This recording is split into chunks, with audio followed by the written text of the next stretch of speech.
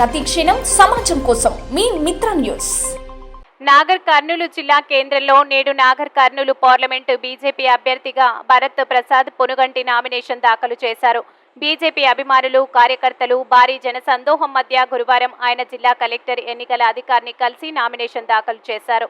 అనంతరం ఆయన మీడియాతో మాట్లాడుతూ విశ్వగురువుగా ప్రపంచ దేశాల్లో ఎంతో గుర్తింపు పొందడమే కాకుండా భారతదేశాన్ని ఉన్నత స్థానంలో నిలిపిన భారత ప్రధాని నరేంద్ర మోడీ నాయకత్వాన్ని మనందరం కలిసి గెలిపించాలని, ముచ్చటగా మూడోసారి ప్రధానిగా నరేంద్ర మోడీని నిలబెట్టాలని ఆయన కోరారు.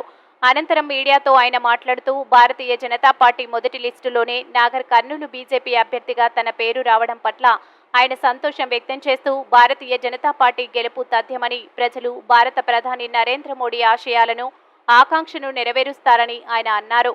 భారతదేశాన్ని సూపర్ పవర్గా నిలబెట్టిన ప్రియతమ ప్రధాని నరేంద్ర మోడీ నాయకత్వాన్ని అందరం కలిసి గెలిపిద్దామని, తనను నాగర్ కర్నూలు బీజేపీ పార్లమెంట్ అభ్యర్థిగా భారీ మెజార్టీతో గెలిపించాలని, ప్రజల దీవెనలు తనకు అందించాలని ఆయన కోరారు.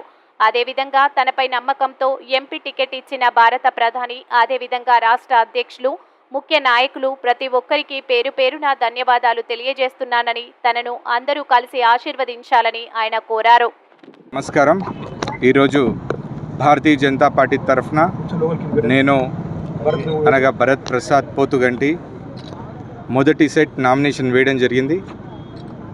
ఈరోజు భారతీయ జనతా పార్టీ మొదటి లిస్టులోనే నా పేరు ప్రకటించి నాగర్ కర్నూలు అభివృద్ధి కోసం మోడీ గారు నాగర్ కర్నూలు సభ దిగ్విజయవంతం చేసి నాగర్ కర్నూలు పార్లమెంట్ అభివృద్ధికై రేపొద్దున భారతదేశంలో వచ్చే బీజేపీ ప్రభుత్వానికి మేము కూడా ఒక లోక్సభ సీట్ని అందిస్తే మన ప్రాంతాన్ని అభివృద్ధి పదంలో ముందుకు దూసుకెళ్ళడానికి అవకాశంగా ఈరోజు మొట్టమొదటి నామినేషన్ నాగర్ కర్నూలులో వేయడం జరిగింది.